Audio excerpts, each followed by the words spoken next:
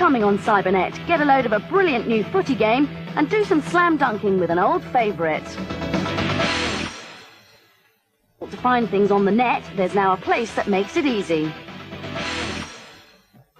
There are lots and lots of things to find and do on the internet, but finding sites, especially the good ones, can be tough. So why not start your search at Cybertown? Cybertown is a virtual community. Just click on a main building like information, town hall or entertainment, and then begin to choose from the best of the net.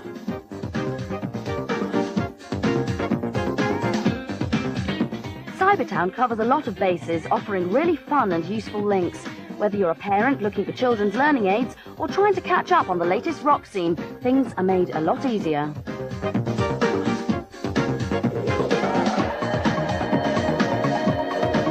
But like I said, Cybertown is places and people. You can just drop by for a quick chat in a cafe or even apply for an apartment. It's free, easy and a great way for people to make friends and show off their interests. There are other ways to find your way around the net, but Cybertown is one of the most simple to use. It's changing all the time, so don't be surprised if it's eventually called Cyber City.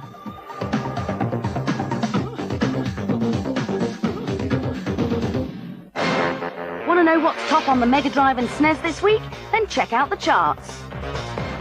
Refusing to drop out, it's Animaniacs at 10. Still blasting everything in sight at 9, it's Super Bomberman 2. RoboCop vs Terminator punches its way up to 8. At 7, that prickly creature, Sonic 2. World Cup USA 94's up to at 6. In at 5, it's Jolly Hockey Sticks in NHL Hockey 96. Star Wings losing speed down 2 to 4.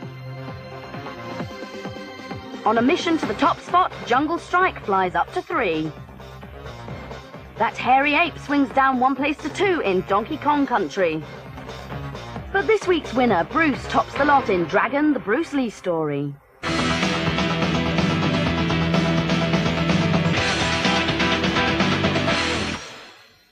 Most of us know that war's completely pointless, except where computer games are concerned. There's been tank loads of them, and here's yet another one. Urban Strike was released on the Mega Drive over a year ago, and now SNES owners can finally have a blast in this sequel to the combat sim Jungle Strike.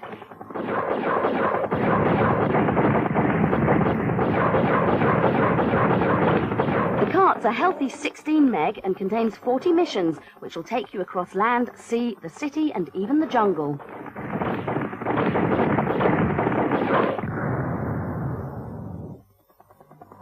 The year is 2006, and you're the head of a United Nations Special Force unit. H.R. Malone, a ruthless politician's taken over the American government. And hey, guess what? It's your job to stop him in his tracks. This time around, you've got a fancy new and all-powerful helicopter, and you can fly to loads of different parts of the world, from Hawaii to the bright lights of Vegas to the tower blocks of good old New York.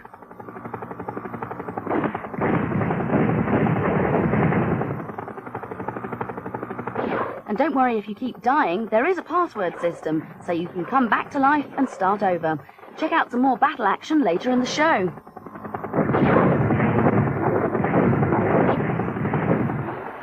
Time to lighten up now from all that rough stuff and get on the pitch for a friendly or not so friendly game of soccer in International Superstar Soccer Deluxe.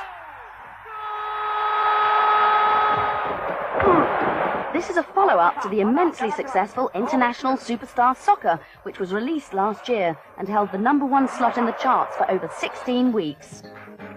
In this version, the programmers have made no less than 40 improvements to the original, such as 10 new teams, tactics and tournaments.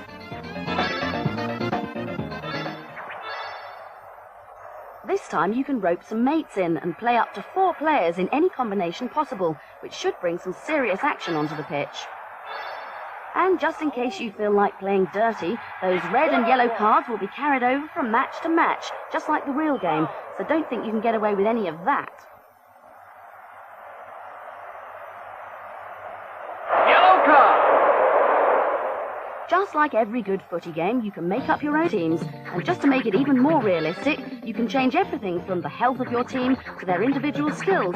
Or if you want to gloat over someone else's mistake or bask in your own glory, you can watch a video replay at any stage in the game.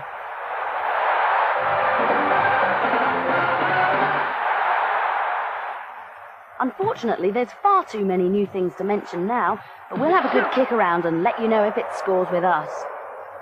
Good touch. He shoots. Yes. Goal! Goal! More sporting fun now as we go back in time for our Game of the Week. The 16-bit version of NBA Jam was based on a coin-op, which first made an appearance in the arcades in the... NBA Jam isn't exactly a basketball sim, because you can only play 2-on-2, but the rules are just the same as a full-blown game. The problem with a lot of sports games is that if you're playing more than one player, then things can get very confusing. NBA Jam doesn't suffer from this problem because the court's much smaller than, say, a football pitch. The sprites are big and clear, but because you've essentially only got 4 players, the format's kept as simple as possible. If you've got no mates or you just want to play on your own, then you can choose to be any member of the team who's nearest to the ball. But it's really one of those games that's much better played against human opponents.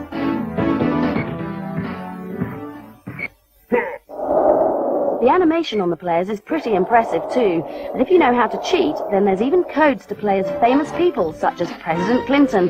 Bet he doesn't have this much fun at the White House.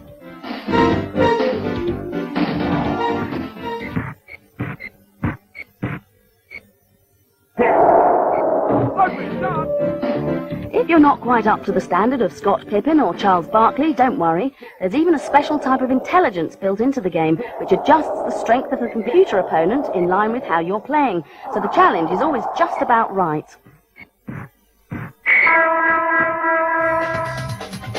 There's been quite a few other NBA games, and soon there'll be yet another. Total NBA's a great-looking game, and that's no surprise with the power of the PlayStation behind it, but it does make the original look a bit dated.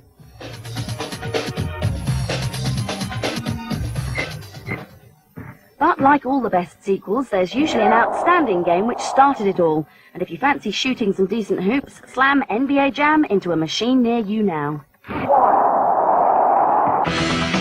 War games are supposed to be slow, boring, and too difficult to understand. Not anymore.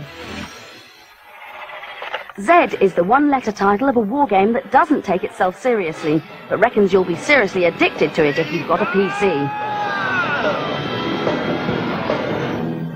Hang on to the wheel, buddy. We're out of here. You can forget about hours of slow gameplay. Z is fast, colourful, and very noisy. It's your robot army against the rest. Control tanks, infantry, missile launchers, and anything else you can lay your hands on. We're under attack. SNES is a kind of mixture of game styles. It's a mixture between an action game and a strategy game. It's kind of loosely termed as a war game, but it incorporates lots of action elements. We've concentrated a lot on getting like the highest quality possible special effects and also sound effects and graphics, and also make it very, very easy to get into. Once you're in, this guy, General Zod, is out to make your life difficult. He sends you to loads of minutes and you've got to beat the nasty-looking robots. That's if you can manage to get there in one piece. Hooray! Ejector seats activated.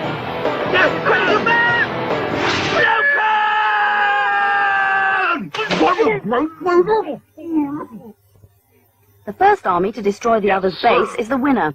You kick off your campaign with a few loyal troops and bits of equipment, but you'll soon need to build more, so capture any factories you can find. It all gets very hectic very quickly, but that doesn't mean it's tough to follow. We're under attack. I think one of the main things about it is it's far easier to get into. Usually with a war game you have to spend about 40 minutes wading through a large manual. What we wanted to do here is let the game teach you how to play it. It's not restricted by what they usually have in war games, which is very rigid movement. You've got completely free movement for all your units, and also in terms of how the game looks, when you have battles, you've got lots of explosions and shrapnel and things flying around. But hang on, isn't this the teeniest bit like Command & Conquer? Another war game with bad graphics, high-speed action, and no hefty manual? Well, Zed's out soon, and we'll tell you if 3 years of programming is going to make it win a very different kind of war.